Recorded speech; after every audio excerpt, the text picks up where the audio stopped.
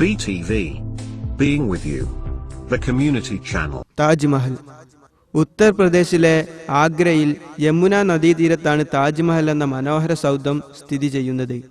തന്റെ പ്രിയ പത്നി മുംതാസ് മഹലിന്റെ സ്മരണാർത്ഥം മുഗൾ ചക്രവർത്തിയായ ഷാജഹാൻ പണി കഴിപ്പിച്ചതാണ് താജ്മഹൽ. 1632 ഷാജഹാൻ താജ്മഹലിന്റെ നിർമ്മാണ പ്രവർത്തനങ്ങൾക്ക് തുടക്കം കുറിച്ചതെന്ന് കരുതുന്നു.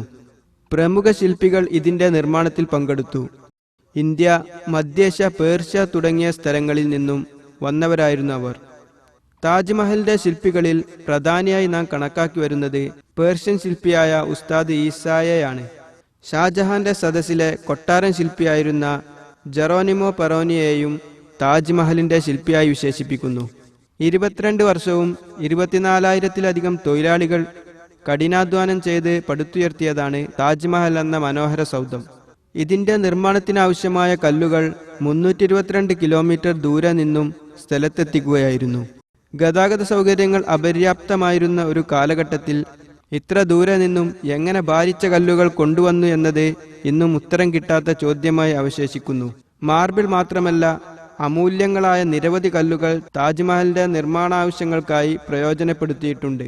താജ്മഹലിന് 5 ഭാഗങ്ങളാണുള്ളത്. മുഖ്യ കവാടം ദർവാസ എന്നറിയപ്പെടുന്നു. പൂന്തോട്ടത്തിന് ബഗീച്ച എന്നാണ് പേര്. നഗർഖാന എന്നാണ് റെസ്റ്റ് ഹൗസിന് പേര്.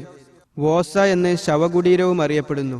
താജ്മഹലിന്റെ ഭാഗമായ പള്ളി പടിഞ്ഞാറ് ഭാഗത്താണ് സ്ഥിതി ചെയ്യുന്നത്. ഒട്ടേറെ ചുമർ ചിത്രങ്ങളും താജ്മഹലിലുണ്ട്. ചെടികൾ, പൂക്കൾ എന്നിവയാണ് ചിത്രങ്ങളിൽ സ്ഥാനം പിടിച്ചിട്ടുള്ളത്. ഖുർആൻ വചനങ്ങൾ ആലേഖനം ചെയ്തിരിക്കുന്നു. താജ്മഹൽ നിർമ്മിക്കപ്പെട്ട 17ാം നൂറ്റാണ്ടിൽ 4 കോടി ഇന്ത്യൻ രൂപ താജ്മഹലിന്റെ നിർമ്മാണത്തിനായി ചെലവായതാണ് കണക്ക്.